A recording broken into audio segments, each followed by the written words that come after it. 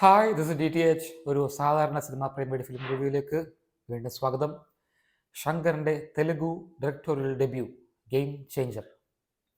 ഇതൊരു game changer ആണോ? അല്ല. ഇതൊരു സിനിമയാണോ? ഏകദേശം. രാം ചരണിൻ്റെ ഇൻട്രൊഡക്ഷൻ എന്ന് പറഞ്ഞാൽ ഒരു ട്രെയിനിലെ ഇടിയാണ്, ട്രെയിനിൻ്റെ തൊട്ട് പുറത്തുള്ള ഇടിയാണ്. അതിൽ രാം ചരൺ തന്നെയാണോ അതോ അത് രാം ചരണിൻ്റെ വേർഷനാണോ എന്ന് സംശയിച്ചു പോയി ആദ്യം കണ്ടപ്പോൾ. അങ്ങനത്തെ ഒരു VFX രീതിയിൽ ചെയ്തിരിക്കുന്ന ഒരു സംഘടനം. വളരെ മോശം VFX ആണ് സിനിമയിൽ ഉടനീളം. അതായത് ഇത് പണ്ട് 90s കാണിച്ചിരുന്നപ്പോൾ വേ ഹെഡ് ഓഫ് ടൈംസ് ആയിരുന്നു. ശങ്കറിൻ്റെ ഒരു ഫാനായിരുന്നു അന്ന് നമ്മളെല്ലാം. എൻ്റെ കാര്യം പറയാം, ഞാനൊരു ഫാനായിരുന്നു. ജെന്റിൽമാനും കാതലനും ഒക്കെ ഇറങ്ങുമ്പോൾ കൊച്ചായിരുന്നെങ്കിലും ഇത് കണ്ട് അന്തം വിട്ടിരുന്ന ഒരു കാലഘട്ടമായിരുന്നു അത്. അതായത് കണ്ണാടി ബസ് ഇറക്കുന്നു, കാതലനിൽ നമ്മുടെ പ്രഭുദേവയുടെ മുഖാബില പാട്ടിൽ പുള്ളിയുടെ മുഖവും കൈയും കാലും ഇല്ലാതാവുന്നു. ഇതിലും അങ്ങനത്തെ ഒരു ഷോട്ടുണ്ട്, ഒരു പാട്ടിനിടയ്ക്ക് ഷോട്ടുണ്ട്. ഷൂസ് മാത്രമേ അനങ്ങുന്നു, ബോഡി ഇല്ല.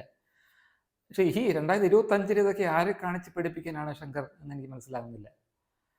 ശങ്കറിന് ഇന്ത്യൻ 2-നേക്കാൾ കുറച്ച് ഭേദമാണ് ഈ പടം എന്ന് മാത്രമേ ഉള്ളൂ. ഇന്ത്യൻ 2 ഒരു തല കറങ്ങുന്ന എക്സ്പീരിയൻസ് ആയിരുന്നു എനിക്ക്. ഇത് കുറച്ചുകൂടെ ഭേദം എന്ന് മാത്രം. ശങ്കറിന് ബാക്ക് ചെയ്യാനും ഈ പടങ്ങൾ പ്രൊഡ്യൂസ് ചെയ്യാനും ആൾക്കാരുണ്ട്. ശങ്കർ എപ്പോഴും പ്രൊഡ്യൂസ് ചെയ്യുന്നു. പുള്ളിക്ക് ഓക്കെ, ഗുഡ് ഫോർ ഹിം. പക്ഷേ ഇത് ഇങ്ങനെയുള്ള പടങ്ങൾ, അതായത് അദ്ദേഹത്തിന് തന്നെ മടുക്കുന്നില്ലേ എന്നെനിക്കൊരു സംശയം. അത് എനിക്ക് മനസ്സിലാവുന്നില്ല. കാരണം ഇതേ സംഭവം തന്നെ, അതായത് ഈ അഴിമതി, ഈ സാമൂഹിക പരിഷ്കരണം, സൊസൈറ്റൽ റിഫോർമേഷൻ, ഇത് തന്നെ ഈ കൈക്കൂലി, അഴിമതി, നാട് നന്നാക്കൽ, ഇതിങ്ങനെ ശങ്കർ തന്നെ എത്രയോടെ ഡയറക്റ്റ് ചെയ്യും, നമ്മൾ എത്രയോടെ കാണും. ഇതിൻ്റെ കഥ എനിക്കിനി കൺഫ്യൂഷൻ. അതായത് IMDb വേറെ ക്രെഡിറ്റ്സ് ആണ്, ബുക്ക് മൈ ഷോയിൽ വേറെ ക്രെഡിറ്റ്സ് ആണ്. പടത്തിൽ കാണിച്ചപ്പോൾ, ടൈറ്റിൽസ് കാണിച്ചപ്പോൾ സ്ക്രീൻ പ്ലേ ഡയറക്ഷൻ ശങ്കർ എന്നാണ് കാണിച്ചത്. എന്തായാലും കഥ കാർത്തി സുബ്ബരാജൻ്റെ ആണെന്ന് തോന്നുന്നു. കാർത്തി സുബ്ബരാജൻ്റെ ക്രെഡിറ്റ്സ് ആണ് വിക്കിപീഡിയ കിടക്കുന്നത്. അങ്ങനെ എന്തായാലും തമൻ്റെ മ്യൂസിക്കാണ്, വളരെ സാധാരണ മ്യൂസിക്കാണ്, പ്രത്യേകിച്ച് പറയാനൊന്നുമില്ല. ഈ രാം ചരൺ ഞാൻ പ്രതീക്ഷിച്ചതിനേക്കാൾ കുറച്ച് നല്ല പെർഫോമൻസ് ആയിരുന്നു. കൺവിൻസിങ് ആയിരുന്നു. IPS ഓഫീസറായിട്ടും IAS ഓഫീസറായിട്ടും ഫ്ലാഷ് ബാക്കിൽ പ്രത്യേകിച്ച്. ആ ഫ്ലാഷ് ബാക്ക് സമയത്ത് മാത്രം ഇതൊരു കൊഹറൻറ്റ് കഥയുള്ള സിനിമയാണെന്ന് തോന്നി. അതിന് മുമ്പും അതിന് ശേഷവും ആ ഫീലിംഗ് ഉണ്ടായില്ല. ആ ഫ്ലാഷ് ബാക്കിന് ശേഷം പിന്നെയും കിടക്കുന്നു, വീണ്ടും അതേ സംഭവം തന്നെ. ഈ ഒന്നാമത്തെ കാര്യം, ഈ സാമൂഹിക പരിഷ്കരണം കണ്ട് മടുത്ത്. പിന്നെ ഈ പണ്ട് പുരാതന VFX ഒക്കെ ഇപ്പോഴും എടുത്തിട്ട് എന്തിനാണോ ഇതൊക്കെ ചെയ്യുന്നതെന്ന് മനസ്സിലാകുന്നത്. വെറുതെ ഓരോരോ കോമാളിത്തരങ്ങൾ പറഞ്ഞപ്പോഴാണ്. ഇതിനകത്ത് സുനിൽ എൻ്റെ കഥാപാത്രം എന്ന് വെച്ചാൽ സൈഡിലോട്ട് നടക്കുന്ന ഒരാളാണ്. അതെ, നിങ്ങൾ യു ഹേർഡ് ഇറ്റ് റൈറ്റ്, സൈഡിലോട്ട് നടക്കുന്ന ഒരാൾ. പുള്ളി മുന്നോട്ടല്ല നടക്കുന്നത്, സൈഡിലോട്ടാണ് നടക്കുന്നത്. സൈഡ് സത്യം എന്നാണ് പുള്ളിയുടെ കഥാപാത്രത്തിൻ്റെ പേര്. അപ്പം അതെ, പുള്ളി ആദ്യം തൊട്ട് അവസാനം സൈഡിലൂടെ നടക്കുന്നത്, സൈഡിലൂടെ മാത്രം നടക്കാൻ പറ്റുന്ന ഒരു മനുഷ്യൻ. അങ്ങനെ ഒരു കഥാപാത്രം, എന്തിനങ്ങനെ ഒരു ക്യാരക്ടർ, ശങ്കർ എന്താണ് ഈ കഥ എഴുതിയത്? ആരാണെങ്കിലും, ഈ കാർത്തി സുബ്ബരാജ് ആണെങ്കിലും ശങ്കർ ആണെങ്കിലും, എന്തിനായി അങ്ങനെ ക്യാരക്ടർ ഇതെങ്ങനെ ആലോചിച്ചെടുക്കുന്നു? ഈ 2025 കാലഘട്ടത്തിൽ ഈ സിനിമകളൊക്കെ ഇറങ്ങുന്ന, എത്രയോ നല്ല നല്ല സിനിമകൾ ഇറങ്ങുന്ന ഈ രാജ്യത്ത് ഇതെങ്ങനെ, എന്തിനിങ്ങനെ ഒരു ക്യാരക്ടർ, സൈഡിലോട്ട് മാത്രം നടക്കുന്ന ക്യാരക്ടർ, എന്തടിച്ചിട്ടാണ് നിങ്ങളിത് ഈ കഥ എഴുതുമ്പോൾ ഈ കഥാപാത്രം സൃഷ്ടിച്ചതെന്ന് എനിക്ക് മനസ്സിലാവുന്നില്ല. അതേപോലെ തന്നെ ഇതിൽ വേറൊരു കഥാപാത്രം, ഒരു മുഖം സൈഡിലോട്ട് തിരിഞ്ഞ് നിൽക്കുന്ന അസുഖം. എന്താണ് ഈ സൈഡ് വലിവ്? പഞ്ചാബി ഭാഷയിൽ പറയുന്നത് എന്ത് സൈഡ് വലിവിൻ്റെ സംഭവം? എനിക്കിത് ക്ലിയർ ആയില്ല. എന്താ ശങ്കർ സംഭവം മനസ്സിലായില്ല. അതേ കണക്ക് തന്നെ ഓക്കെ, കൂടെ അഭിനയിക്കുന്നതെന്ന് വെച്ചാൽ കീറ അദ്വാനി, SJ സൂര്യ. കങ്കുവയ്ക്കകത്ത്, കങ്കു ശങ്കറിൻ്റെ പടം അല്ലെങ്കിലും കങ്കുവയ്ക്കകത്ത് സൂര്യയുടെയും ബോബി ഡിയോളിൻ്റെയും ഈ അലറൽ കേട്ട് കേട്ട് മടുത്ത ഒരാളാണ് നിങ്ങളെങ്കിൽ, എന്നെപ്പോലെ ഒരാളാണ് നിങ്ങളെങ്കിൽ, ഇതിനകത്ത് എസ് ജെ സൂര്യയാണ് അലറലോട് അലറൽ. എസ് ജെ സൂര്യയുടെ അഭിനയം എന്ന് പറഞ്ഞാൽ ഈ വെറുപ്പിക്കൽ എന്ന് പറഞ്ഞാൽ പോരാ, അതിൻ്റെ അങ്ങേ അറ്റത്തെ വെറുപ്പിക്കൽ അഭിനയവും. കൂടെ ജയറാമും ഉണ്ട്. നമ്മുടെ ജയറാമിനാണെങ്കിൽ കോമാളി കഥാപാത്രം, ഒരു രാഷ്ട്രീയക്കാരനാണ് എസ് ജെ സൂര്യയും ജയറാമും ഒക്കെ. പക്ഷേ ഈ ജയറാമിൻ്റെ കഥാപാത്രം എന്ന് വെച്ചാൽ വെറും ഡീഗ്രേഡഡ് ആയിട്ടുള്ള കഥാപാത്രം. ഈ ഡീഗ്രേഡേഷൻ്റെ കാര്യം പറഞ്ഞപ്പോഴാണ് ഈ ഡയലോഗ്സ് എന്നൊക്കെ പറഞ്ഞാൽ ഭയങ്കര മിസോജിനിസ്റ്റിക് ആയിട്ടുള്ള ഡയലോഗ്സും വിത്തയുടെ തമാശകളും, പിന്നെ സെറ്റ് എന്നൊക്കെ പറഞ്ഞാൽ ഒരുമാതിരി ഇല്ല, പ്ലാസ്റ്റിക് ഉണ്ടാക്കിയ സെറ്റ് കണക്കോ സെറ്റും, മൊത്തം രാമജി റാവു ഫിലിം സിറ്റിയിലൊക്കെ പിടിച്ചായിരിക്കണം കൂടുതലും ഞാൻ ഊഹിക്കുന്നു.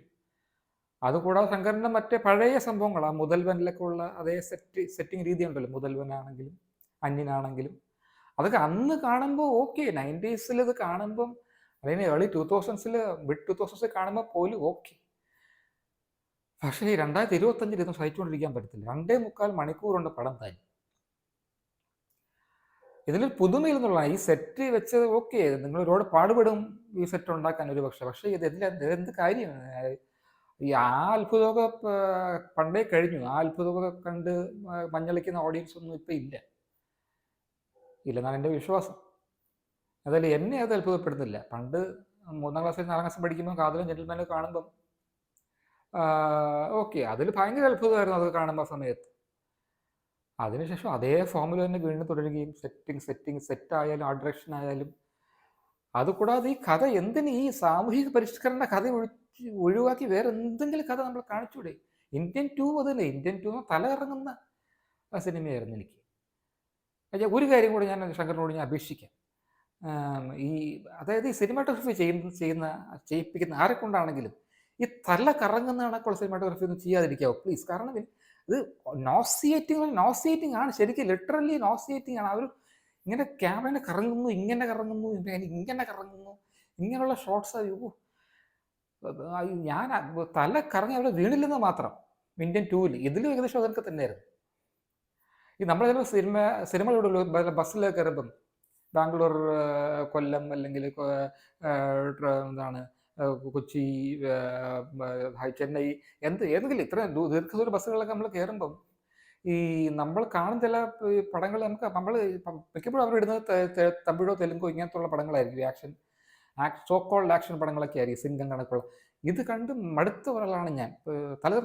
തലതെറിച്ച് പോയ ഒരുപാട് അനുഭവം എനിക്ക് ഉണ്ടായിട്ടുണ്ട് ഈ ബസ്സിലൊന്നാതെ നമുക്ക് ഉറങ്ങാനും പറ്റുന്നില്ല. അതിൻ്റെ കൂടെ ഈ ശബ്ദവും കോലാഹലവും അതേ കണക്കൊരു ഫീലിംഗ് ആണ് എനിക്ക് ഈ പടം ഇന്ത്യൻ 2 തന്നത്. ഇതിൽ ഇന്ത്യൻ 2 കുറച്ചുകൂടെ ഭേദമെന്ന് മാത്രം. രാംചരൻ്റെ പെർഫോമൻസ് ഓക്കെ, അതായത് ഞാൻ വിചാരിച്ചതിനേക്കാൾ കൺവിൻസിങ് ആണ് രാംചരൺ ഈ പടത്തിൽ. രാംചരൺ ഓക്കെ ആയിട്ട് ചെയ്തിട്ടുണ്ട്. ഈ പടത്തിൽ കണ്ടുകൊണ്ടിരിക്കാൻ പറ്റുന്ന ഒരേ ഒരാൾ ഒരുപക്ഷെ രാംചരനാണ്. രാംചരനെ കൂടെ വേറെ രീതിയിൽ വല്ല അലറലും കൂവലും ഒക്കെ ആയിരുന്നെങ്കിൽ അതിനേക്കാൾ വൃത്തികേടായി പോയേനെ. പിന്നെ അതെ, ആദ്യം ഫോമിൽ വീണ്ടും അത് തന്നെ, ഈ ഇടി, പിന്നെ പാട്ട്, പിന്നെ കല്യാണാലോചന, ഇങ്ങനെ ഒരു സെറ്റ് ഫോമിലേക്ക് കൂടെ പോകുന്ന, വെറുതെ ഇടയ്ക്കിടയ്ക്ക് പാട്ട് ഇടിച്ച് കയറ്റുന്നു, ചുമ്മാ ഓരോ ഡാൻസിന് വേണ്ടി ഓരോ പാട്ട് ഇടിച്ച് കയറ്റുന്നു. പിന്നെ എന്തോ DHOP ധോപ്പ് എന്നൊക്കെ പറഞ്ഞിട്ട് ഈ ആങ്കർ കൺട്രോൾ ചെയ്യാൻ വേണ്ടി ധോപ്പ്, അതാണ് ഫോമുല. എന്തുവാണ് എന്നൊക്കെ ചോദിച്ചാൽ എനിക്കും വലിയ പിടിയില്ല. ഇടയ്ക്ക് അവരുടെ വല്ല ഫുൾ ഫോം പറഞ്ഞോ എന്നൊന്നും ശ്രദ്ധിക്കാൻ പറ്റിയില്ല. DHOP അത്രയ്ക്ക് ബഹളമായിരുന്നു എൻ്റെ ഇടയ്ക്കൊക്കെ. അപ്പോൾ ഈ ഒരു പാട്ടുമുണ്ട്, DHOP ധോപ്പ് എന്ന് പറഞ്ഞൊരു പാട്ടുമുണ്ട്. അതേ, രാംചരൺ ഭയങ്കര ആംഗ്രി യങ് മാൻ ആണ്. അപ്പോൾ കിയാറ അദ്വാനി യുടെ ക്യാരക്ടറാണ് രാംചരനെ ഒരു കുറച്ച് ഈ ആംഗ്രി യങ് മാൻ അല്ലാതെ കുറച്ച് മെല്ലോ ആക്കി എടുക്കുന്നത്. അതിന് ഉപയോഗിക്കുന്ന ഒരു ഫോമിലെ ഒരു മന്ത്രമാണ് ധോപ്പ്.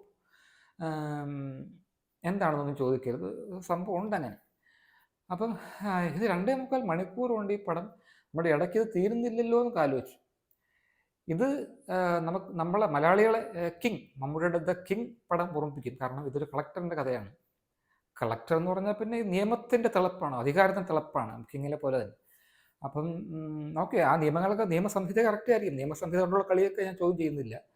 പക്ഷേ അത് കുറച്ച് കഴിയുമ്പോൾ പിന്നെ ഇതൊന്നും ഇല്ല, പിന്നെ നിയമമോ ലോ ആൻഡ് ഓർഡറോ ഒന്നുമില്ല.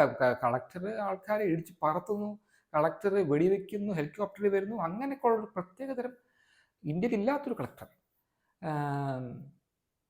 ശങ്കറിൻ്റെ ഒരേ ഒരു സ്ട്രെങ്ത് ഇപ്പോഴും എന്താണെന്ന് വെച്ചാൽ he has the capacity to do big cinema. അതായത് നമ്മളെ ചില സമയത്തെങ്കിലും പിടിച്ചിരുത്താൻ, ചില മൊമെന്റ്സിൽ പിടിച്ചിരുത്താനും, ചില മൊമെന്റ്സിലെങ്കിലും ഓക്കെ ഇങ്ങനെ ഇന്ത്യ ഇങ്ങനെ ആയിരുന്നെങ്കിൽ നല്ലതായിരുന്നേനെ എന്നുള്ള തോന്നൽ ഉളവാക്കാനും ഇപ്പോഴും ശങ്കറിനുള്ള കഴിവ് ഞാൻ സമ്മതിക്കുന്നു. അത് വളരെ വളരെ ചുരുക്കം ചില സീൻസിലും ഷോർട്സിലും മാത്രമേ അത് പ്രകടമാകുന്നുള്ളൂ എന്ന് മാത്രം.